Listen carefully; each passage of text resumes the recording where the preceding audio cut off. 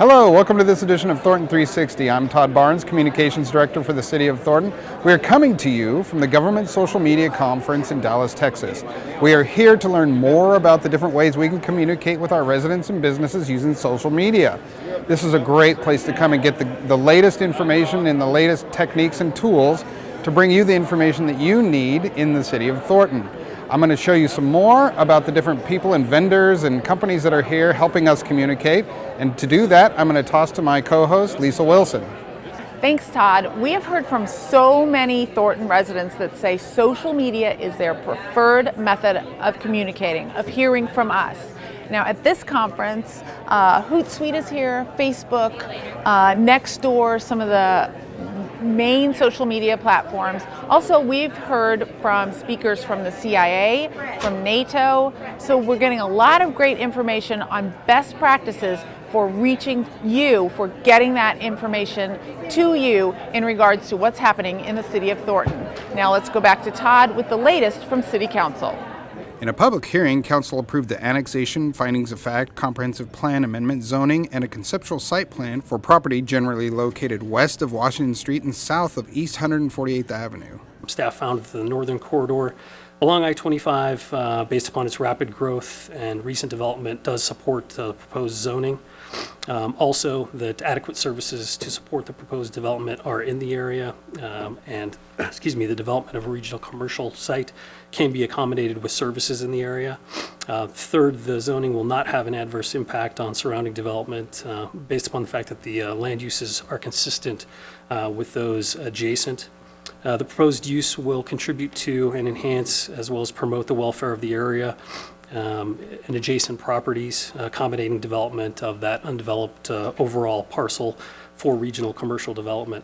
And finally, the proposed zoning is in conformance with the direction and goals of the comprehensive plan and will allow for the development, as mentioned, of a regional commercial uses at that intersection. Council also approved the 2017 Thornton, Federal Heights, and Northglen Natural Hazard Mitigation Plan. The purposes of this plan is to protect life and property, to help us withstand and recover more quickly from future natural disasters, to integrate this type of planning work into our other plans in the future, and not least to qualify for future grant funding from the federal and state level, both pre and post-disaster.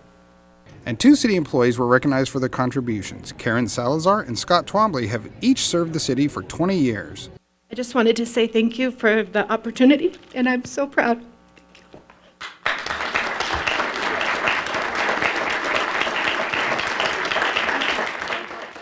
And I'd just like to thank you for all the opportunities the city has provided me and all the wonderful people that I work with here at the city. Thank you.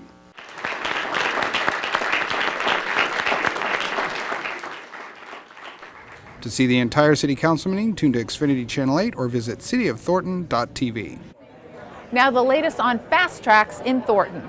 Several bridges are near completion. Most major walls are either completed or under construction. As summer approaches, there will be work on station platforms, canopies, and parking lots. The pedestrian tunnel at the original Thornton 88th Avenue station is under construction and will enable you to access the train. And the first platform is in place at the East Lake 124th Avenue station. The Thornton Police Department is now using Code Red to keep you informed of an emergency. Hello, my name is Carrie Wojcik, and I am a Communication Center Supervisor, and one of my current projects is working on the implementation of the city's newly adopted reverse 911 notification system. The Code Red system is the most robust system out there, is able to obtain the most information to put into this in an effort to help us keep our residents safe. They will get information specific from officers and fire personnel. We can narrow it down to just a couple of houses, or we can send it out as far throughout the city as we want. And so basically we can preview. Officers working a high priority call in your neighborhood, please shelter in place. Dispatch will contact you once the situation has been resolved. And that's just an example of something that we would potentially be able to send out to them. There's a few different ways they can sign up. They can go through the cityofthornton.net link and manage their account that way. If residents don't have access to a computer, they can call into our dispatch center and sign up that way. When you do sign up online and you manage your account, you have the ability to set up as many different ways as you have available to you to be contacted from the communication center. Business telephone line, a landline, your cell phone, text, email. There's so many different ways for the information to come across. It's a safety feature. It's anything that's going to impact the safety of the residents or property, anything major like that, we're going to send that out as an emergent reverse 911 notification. Keeping in mind, we will also send out, once the situation's been resolved, we'll send out notification saying it's been resolved and everyone can resume business as usual. April is National Distracted Driving Month. A new survey by CDOT shows 22% of Colorado drivers admit to reading a message while driving, and 64% watched video while driving. Throughout April's Awareness Month, CDOT will share this video asking you to just drive. Today we're going to be discussing how our brains are hardwired. Hello, are you with us? Are you with us? Yeah. This is a problem. Remember why you're here. I got it under control.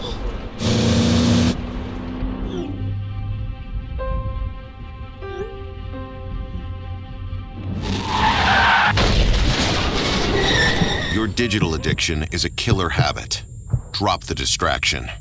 Thornton Fire Department's new fire marshal is now on the job. Stephanie Harpring comes to Thornton with 17 years experience. Responsibilities of the office include inspecting fire alarm and sprinkler systems for Thornton businesses, as well as fire hydrants and fire protection systems across the city.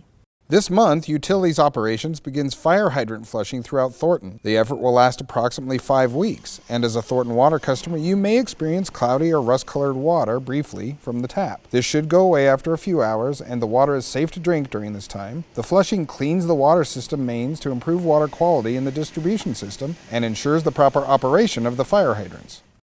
April is Child Abuse Awareness Month, and the Thornton Police Department is hosting a Ralston House Pinwheel Garden. The pinwheels are available for a $5 contribution to the Ralston House Child Advocacy Center. Ralston House provides a safe place for officers to investigate child abuse and ensure victim services for children.